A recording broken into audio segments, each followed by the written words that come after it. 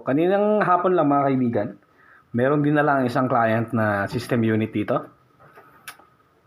At nabasa daw niya mga kaibigan. Yes, nabuhusan ng tubig.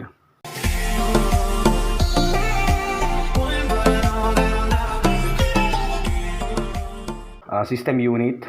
Nabuhusan daw niya ng tubig dito mga kaibigan. Okay?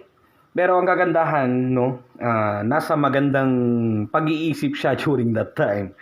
Kasi hindi niya sinaksak ulit. Okay? So nagkataon na naka-unplug tong computer ni Bossing. Tapos nabuhusan. And that's a good thing.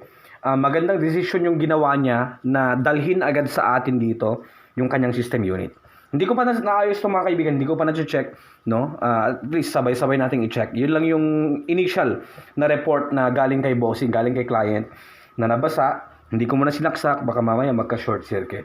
Sana lang, walang problem, no? Dito daw mismo bumuhos dito sa may power supply, papunta rito.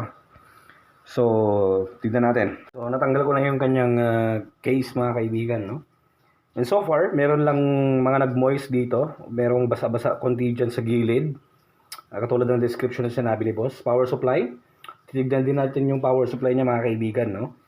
Tapos dito, kailangan lang nating bloweran. So good thing, tip na to mga kaibigan, ha? Once na nabasa ang inyong computer, laptop man yan, or desktop mga kaibigan, huwag nyo muna isasaksak ulit mga kaibigan. And one more thing, tanggalin na agad ang battery. Kung marunong kayo magtanggal ng battery, tanggalin nyo agad ang battery bago nyo i-press ang power on. Kasi once na i-turn on nyo ulit yan, magkakaroon ng short circuit yan, lalo na kung basang-basa pa sa loob.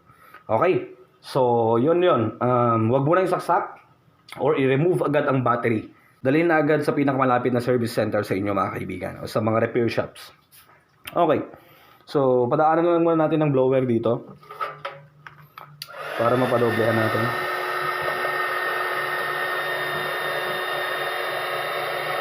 Heat gun.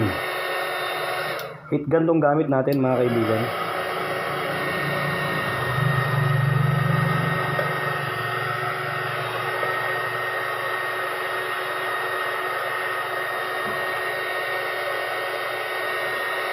Yan. Tignan din natin sa kabila mga kaibigan, no?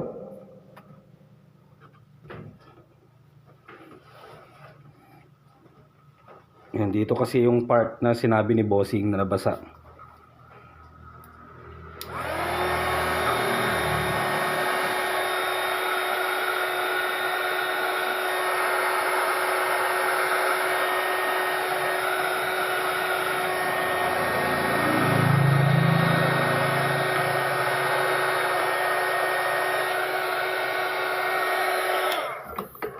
Buksan din natin to, itong kabila.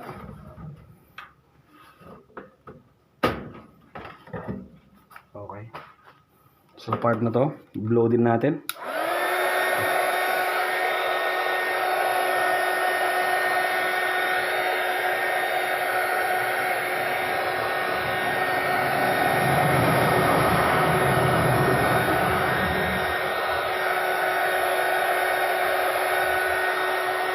Check natin sa power supply. Tanggalin lang natin mga kaibigan. So this time, i-test natin mga kaibigan.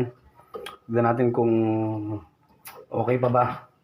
So yun lang naman ang basic cure mga kaibigan kung sakali, no? Hindi muna natin siya isasaksak. At the same time, kailangan nating painitan, no? Patuyuan para maging okay din siya.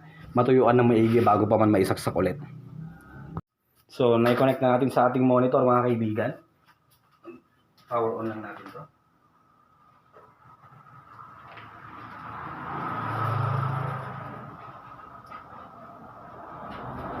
Okay. Ngayon, saksak natin to.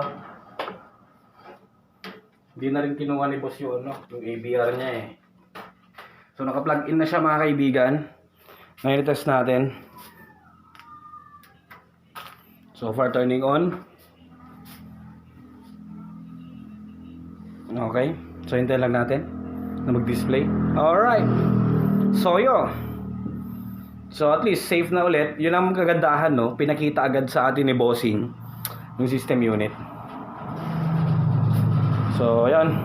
Hanggang sa muli mga kaibigan, no? Ganun lang talaga. Kapag nabasa, tanggalin ang battery. Huwag mo nang i-plug power on. Huwag mo nang i-plug in. Okay? Dalhin sa pinaka malapit na service center or sa mga shops. Ganun lang may ipapayo ni Teacher Kevin PH.